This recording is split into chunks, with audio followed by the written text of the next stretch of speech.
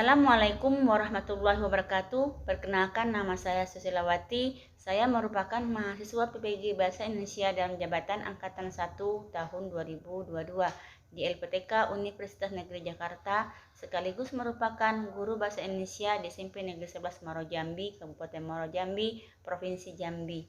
Nomor peserta PPG saya adalah 2015 01492998 dan NIM saya adalah 2001 220006. Pada kesempatan ini, hari Rabu tanggal 5 Oktober 2022, saya akan menyampaikan sebuah video praktik pembelajaran uji kinerja secara luring di SMP Negeri 11 Muaro Jambi dengan KD menganalisis struktur dan unsur kebahasaan teks persuasi di kelas 8. Materi ini tertuang dalam rencana pembelajaran dengan model pembelajaran problem based learning. Video ini saya buat sebagai salah satu syarat memenuhi kemudian pada penilaian uji kinerja PPG dalam Jabatan Angkatan 1 tahun 2022. Saya harapkan kepada Bapak Ibu dosen penguji memberikan saran dan masukannya agar pembelajaran yang saya lakukan ke depan bisa lebih baik lagi. Berikut video uji kinerja saya. Selamat menyaksikan. Wassalamualaikum warahmatullahi wabarakatuh.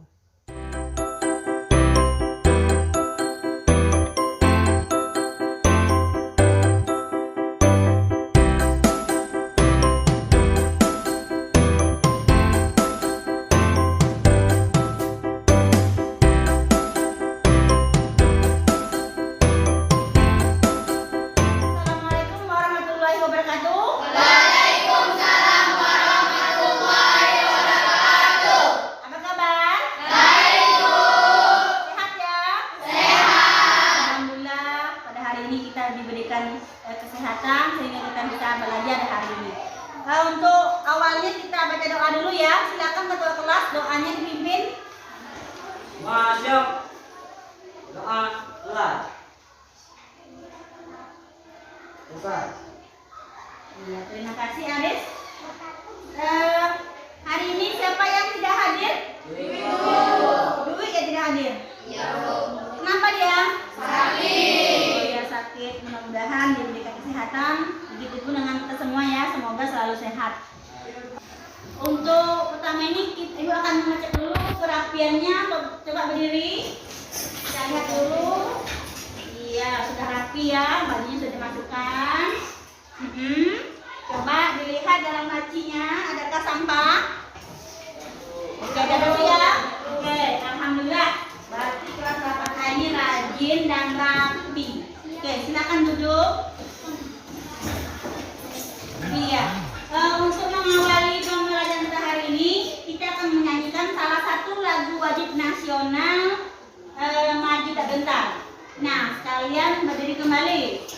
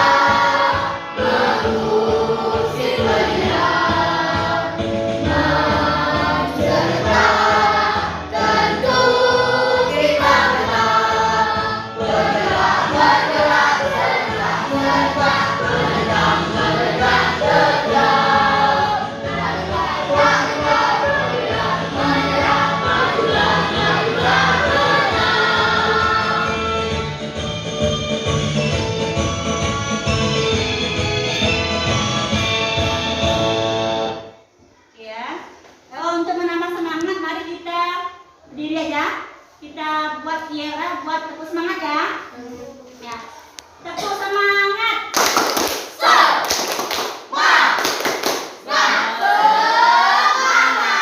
Semangat ya. Oke, silakan mobil, terima kasih. Untuk minggu kemarin pembelajaran kita terdahulu kita belajar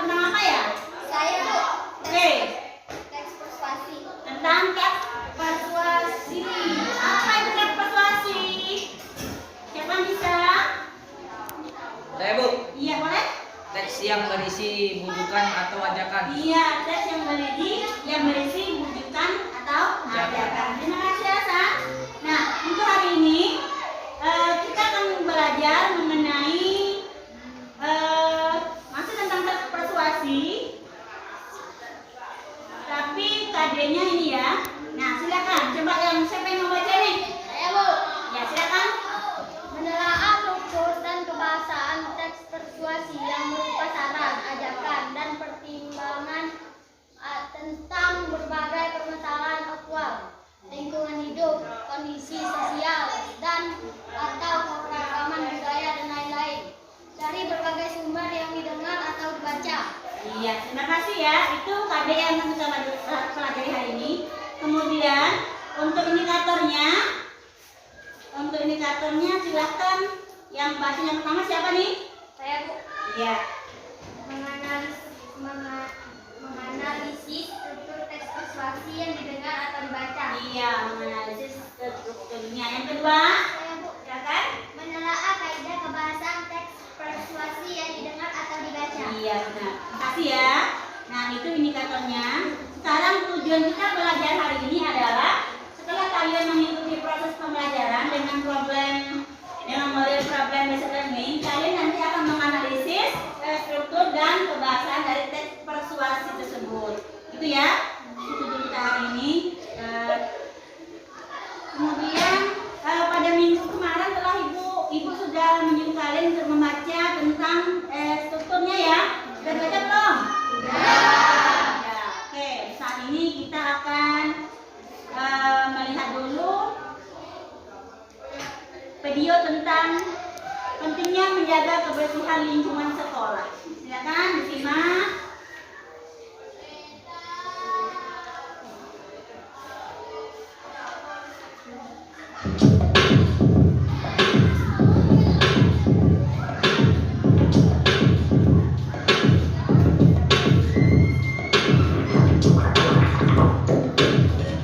Assalamualaikum anak-anak semua. Berjumpa lagi bersama Bu Anda di sini. Apa kabar? Ingat ya, 1, 3M. Anak-anak semua yang saya mau coba kamu lihat bagaimana perasaan melihat gambar-gambar ini.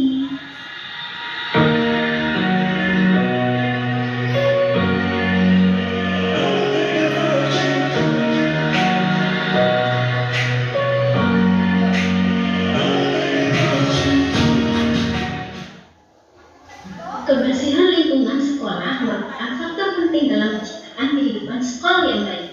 Namun sayangnya belum semua warga sekolah dapat menjaga kebersihan lingkungannya. Siapa yang bertugas menjaga kebersihan lingkungan sekolah? Tentu saja ini merupakan tugas seluruh warga sekolah, yaitu siswa, guru, staf, karyawan, dan kepala sekolah. Jadi anak-anak, tanggung jawab kebersihan sekolah bukan saja milik penjaga sekolah. Semua warga sekolah salah satu tempat yang selalu digunakan oleh warga sekolah. Nah, biasanya kurangnya kesadaran untuk menjaga kebersihan kamar mandi membuat kamar mandi menjadi salah satu tempat paling kotor di sekolah. Yang kedua, di ruang kelas. Ruang kelas biasanya juga nampak lebih kotor daripada ruangan lainnya. Anak-anak yang habis jajan biasanya bungkus makanan, remah-remah makanan, dan potongan kertas terkadang menghiasi kolom meja. Siapa yang suka membuang sampah di kolom meja? Mulai sekarang jangan lakukan lagi. Selain itu, ada juga siswa yang suka mencoret-coret meja ataupun tembok kelas, sehingga ruangan ini akan tampak kurang enak dipandang. Yang ketiga, di area sekitar tempat sampah. Sampah yang membludak menjadi salah satu penyebab sekolah menjadi kotor. Selain itu, beberapa siswa biasanya melempar bungkus makanan ke arah tempat sampah, tapi tidak peduli apakah sampah tersebut masuk ke bak sampah atau tidak. Berikutnya, saluran air di depan kelas. Nah, di saluran ini juga biasanya menjadi tempat yang kotor di sekolah. Kenapa? Siapa yang jika menyapu kelas tapi mengarahkan kotorannya ke saluran air? Biasanya siswa yang kurang menyadari kebersihan lingkungan sekolah, dia akan membuang sampah saat dia menyapu di kelas ke saluran air. Mereka kurang menyadari pentingnya kebersihan saluran air. Jika saluran air tidak berfungsi dengan baik, maka kemungkinan akan terjadi penyumbatan saluran air dan bisa membuat air sekolah kita menjadi banjir.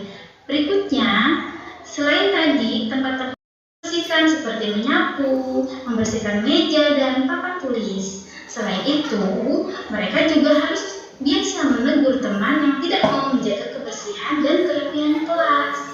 Lalu yang kedua, membuang sampah di tempatnya. Kalau kalian mencintai lingkungan yang bersih, kalian harus membuang sampah pada tempatnya. Kalian tidak mau kan dihukum ibu dan bapak guru karena membuang sampah sembarangan. Yang ketiga, menjaga kebersihan kamar mandi sekolah.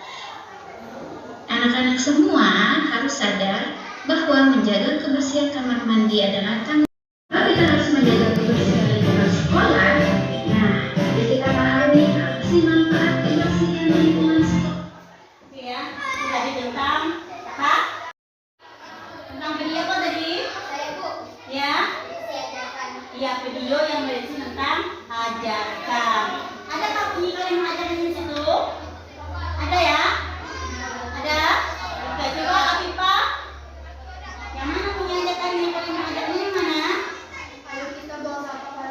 Iya, ayo kita buang sampah pada tempatnya. Itu adalah contoh kalimat ajakan yang terdapat dalam video tadi ya. Kemudian dalam teks persuasi itu ada juga yang namanya struktur dan kebahasaan dari teks persuasi.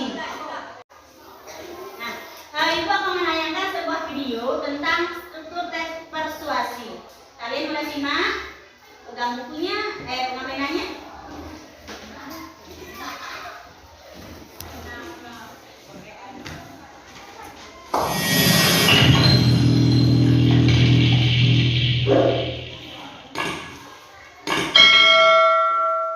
Assalamualaikum warahmatullahi wabarakatuh. Pada video ini kita akan melanjutkan materi kedua dari teks persuasi, di mana pada video ini akan dijelaskan secara lebih lanjut tentang struktur dan kaidah kebahasaan teks persuasi beserta contoh-contohnya.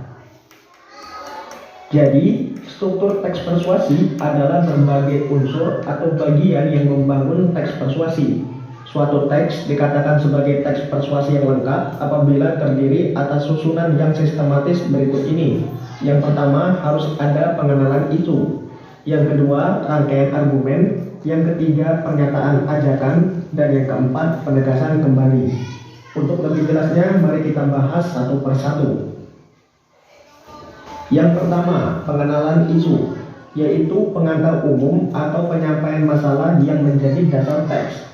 Dengan kata lain, bagian ini berisi pembukaan yang memberikan gambaran awal tentang isu atau masalah yang akan Ini merupakan contoh pengenalan isu dari teks persuasi. Nah, pengenalan isunya berisi tentang definisi permasalahan sampah yang saat ini masih menjadi masalah serius yang harus dihadapi pemerintah Indonesia. Bagian ini juga dijelaskan secara sekilas tentang dampak atau kerugian yang ditimbulkan walaupun hanya menyinggung sedikit tanpa dijelaskan, namun dapat mewakili problematika yang sedang dibahas.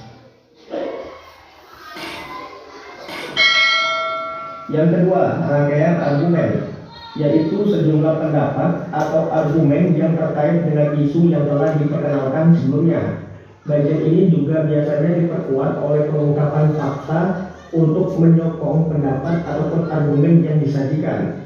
Berikut ini merupakan contoh rangkaian argumen dari teks persuasi buanglah sampah pada tempatnya. Sama lain, misalnya pada potongan teks ini dimulai dari argumen tentang jenis-jenis sampah yang tidak bisa diuraikan, tidak menjadi alasan. Contoh pernyataan ajakan dari teks persuasi buanglah sampah pada tempatnya, karena tidak langsung membentuk kata yang disertainya bernada ajakan. Tapi kata tersebut berkategori kata kerja. Selain itu, kamu juga harus teliti dalam mengidentifikasi kata-kata tertentu yang bermakna ajakan ataupun ajakan yang sebelumnya telah dipaparkan melalui simpulan dan rangkuman untuk memastikan bahwa persuasi telah tersampaikan dan dapat diingat lalu mempengaruhi pembaca ataupun pendengar. Yang ditegaskan kembali pada bagian ini adalah pernyataan yang terdapat pada struktur pernyataan ajakan tadi, yaitu tentang menghilangkan kebiasaan membuang sampah sembarangan.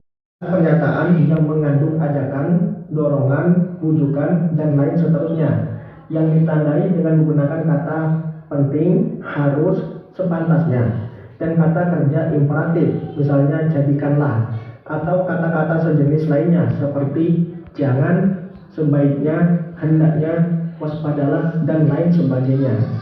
Kemudian yang kedua, terdapat pernyataan-pernyataan yang mengandung pendapat dan fakta. Bisa dibuat untuk mempengaruhi pola pikir orang banyak, bukan untuk konsumsi pribadi. Karena dengan demikian, akibatnya, oleh karena itu, dan lain seterusnya.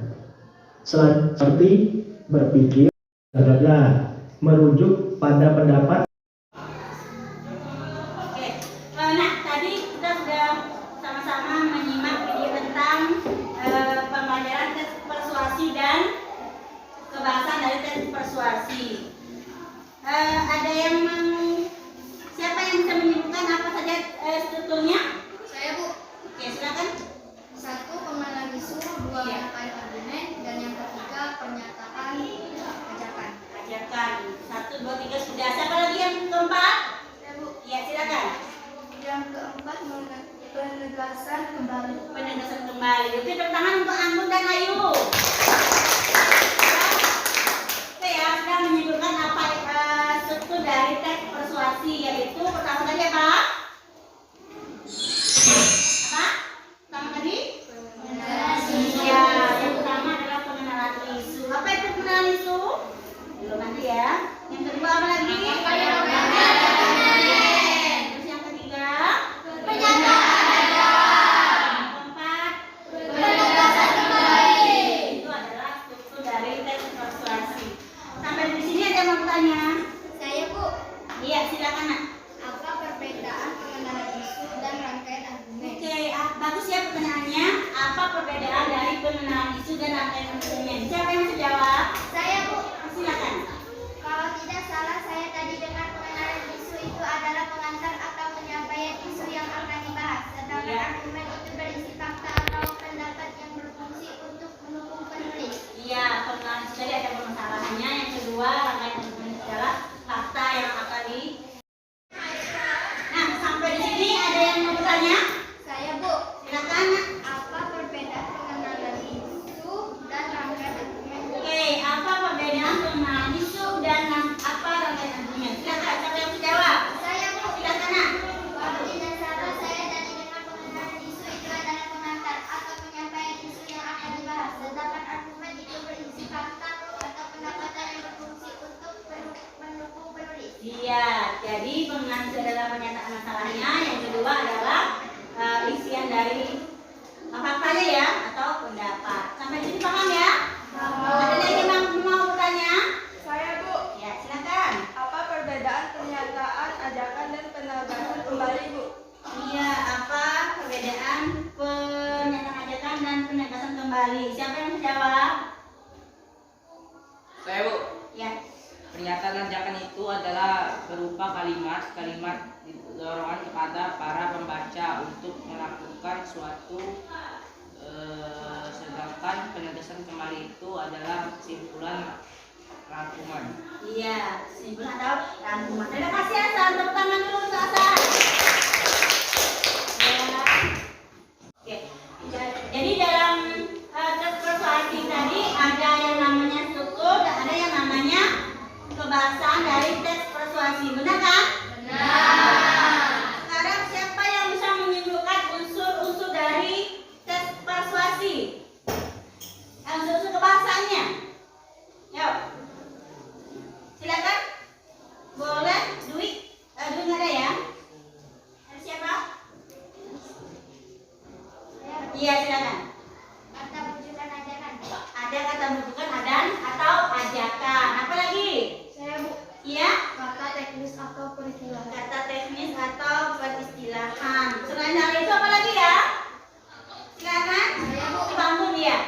Kata konjungsi, Bu. Jika, sebab, karena, dan demikian. Oh, iya. oleh karena itu. Iya, ada konjungsi. Benar. Ada lagi? Saya, Bu. Silakan. Ada fakta dan pendapat. Ada fakta dan pendapat. Stop. Ya, sekarang apa lagi? Saya, Bu. Ya, Ada fakta dan pendapat. ada fakta dan pendapat. Sampai di sini ada lagi yang mau bertanya? Saya, Bu. Silakan. Jadi dalam teks persuasi itu ada fakta. Contohnya gimana, Bu? Oh iya, contoh dari sebuah fakta ya. Nah, Ibu akan menyimpulkan sebuah kalimat. Hari ini kita belajar bahasa Indonesia. Benar nggak? Benar. Kalau benar itu namanya fakta. Paham ya? Jadi, fakta itu adalah pernyataan yang benar-benar terjadi. Sampai di situ paham, teman-teman sudah paham ya? Paham. Itu adalah kebahasaan. Untuk lebih jelasnya di sini kita tampilkan dari kaidah kebahasaan dari teks persuasi. Pertama apa? Menggunakan pernyataan atau rujukan. Sekarang satu orang aja yang baca. Hasan. Yang kedua apa? Menggunakan fakta dan pendapat. Iya. Yang ketiga silakan Haris. Penggunaan kata teknis atau istilah. Iya. Yang keempat Ayu. Menggunakan kata penghubung sebab akibat kausalitas. Iya, menggunakan kata penghubung sebab akibat atau kausalitas. Kemudian yang kelima siapa? Silakan. Penggunaan kata kerja mental. Iya, penggunaan kata kerja mental. Sekarang yang keenam dari Penggunaan kata-kata perujukan. ada kata perujukan dan terakhir al. Itu ya. Ada 6 ya? 6. Iya, ada 6. Dah sampai situ. Pembahasan dari teks persuasi. Paham? Kemarin sudah membagi kelompok. Ya benar ya. Ini benar kelompoknya. Oke, kelompok 1 ini ya. Oke, kelompok 2. Nih, kelompok 3 yang mana? Oke, kelompok 3 yang kelompok 4. Berarti ini yang buang. Ya. Ibu akan memberikan LKPD yang nantinya akan kamu kerjakan. Cara mengerjakannya kalian akan menempel yang mana paragraf pengenalan isu, ajakan, terus lagi argumen dan penegasan kembali. Ini ibu akan kembalikan, baca, dikerjakan sama-sama, diskusikan. Ini LKPD-nya. Nah, yang ini lemnya untuk kalian gunakan, boleh dibagi lagi. Ya, silakan kertasnya.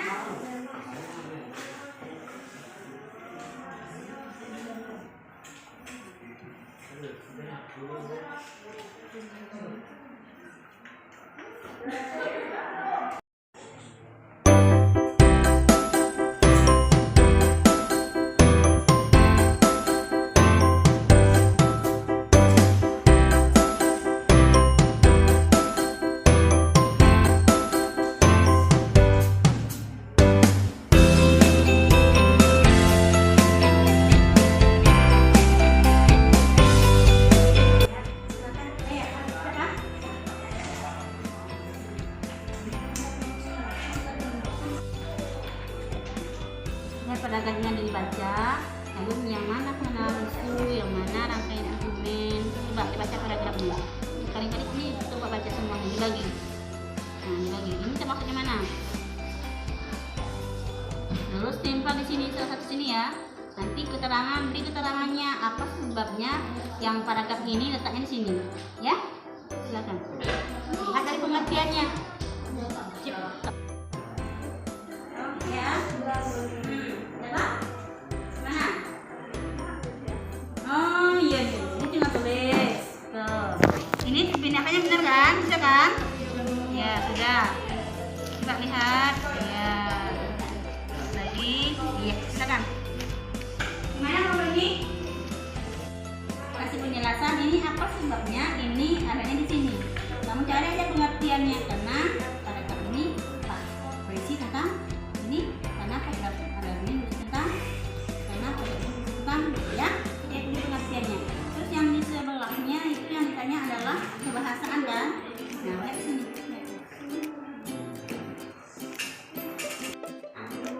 Kerjasama.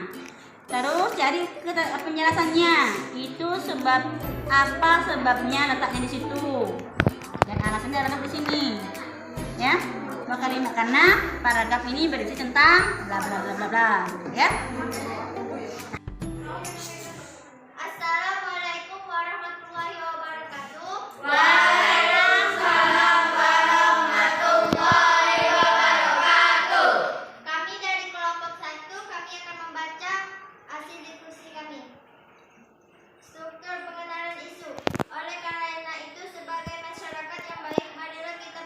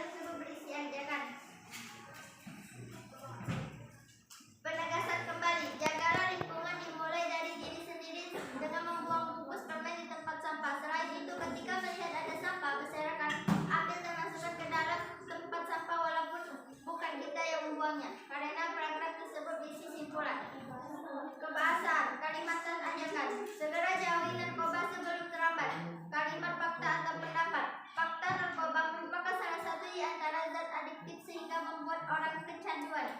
Kata teknis zat adiktif kata hukum. Oleh karena itulah. Demikianlah hasil diskusi kelompok kami. Saya akhiri. Wassalamualaikum warahmatullahi wabarakatuh.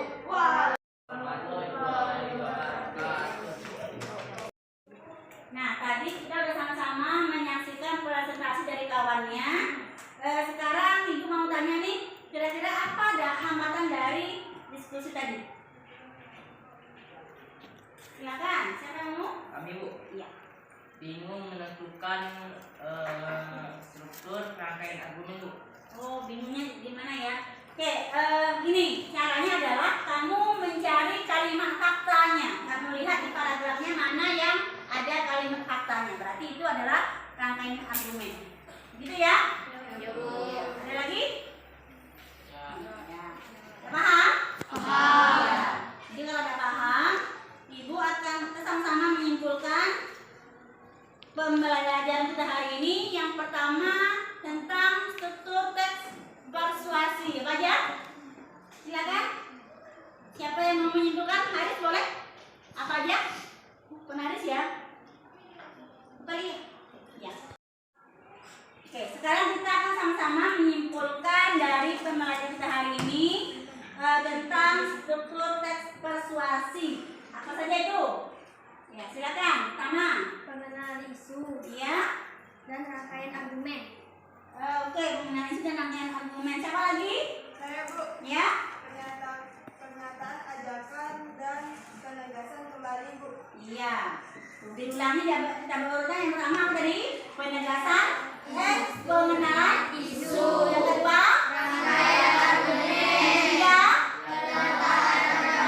Yang keempat, Penegasan kembali. ya. Semuanya udah paham itu? Oke. Terus yang kedua tentang kebahasaan. Siapa yang mau menyimpulkan? Saya Anggur. Kalimat ajakan, kalimat fakta atau pendapat, Ya.